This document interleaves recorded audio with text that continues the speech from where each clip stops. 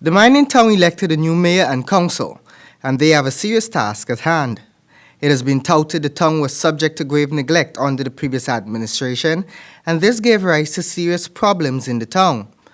The new mayor and his team have been up in arms to restore the town. Previous IMC chair, Mr. Oren Gordon, he did make some attempts, but he wasn't getting anywhere with the previous government. And we were promised by our legal affairs minister that he will look into the matter, and he accommodated us from within the first week. We were there ratifying and looking at the bylaws so we can get a return of the toll booth and the building bylaws to Linden, something which was taken away from Linden. The mayor stated that he didn't know the reason why it was taken away, but it affected the town gravely. He explained the town was over $200 million in debt and that this issue of bylaws was a main contributor. Holland said despite the many challenges, the new council would not back down. We continue to engage the business sector, the sporting fraternity, the tourism sector.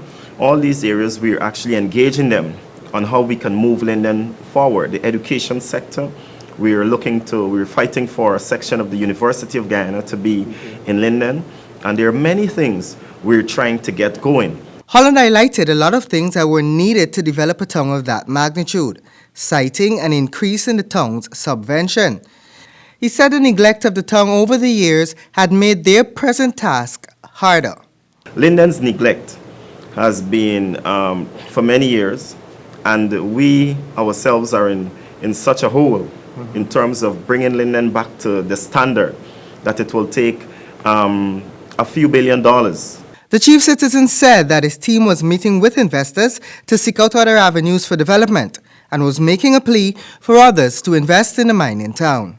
Holland said he was pleased with the fact that the new administration has been open to addressing the issues affecting Linden. He stressed that the president and his ministers have been very instrumental in returning a sense of belonging to Lindeners. George.